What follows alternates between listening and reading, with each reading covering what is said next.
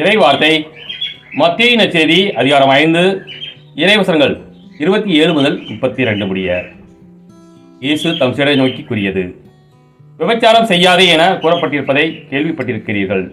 ஆனால் நான் உங்களுக்கு சொல்கிறேன், ஒரு பெண்ணை இச்சையுடன் நோக்கும் எவரும் தம் உள்ளத்தால் ஏற்கனவே அப்பெண்ணோடு விபச்சாரம் செய்தாயிற்று.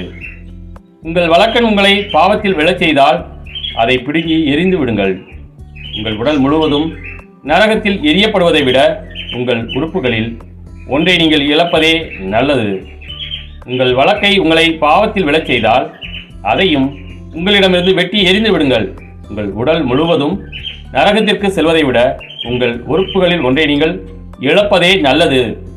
தன் மனைவியை விலக்கி விடுகிறவன் எவனும் மனவிலக்கு சான்றிதழை கொடுக்கட்டும் என கூறப்பட்டிருக்கிறது. ஆனால் நான் உங்களுக்கு சொல்கிறேன், எவரும் தம் மனைவியை பரத்தமைக்காக அன்றி வேறு எந்த காரணத்திற்காகவும் விலக்கிவிடக்கூடாது. அப்படி செய்வோர் எவரும் அவரை விபசாரத்தில் ஈடுபட செய்கின்றனர். விலக்கப்பட்டோரை மணப்போரும் விபசாரம் செய்கின்றனர். கிறிஸ்துவின் நற்செய்தி.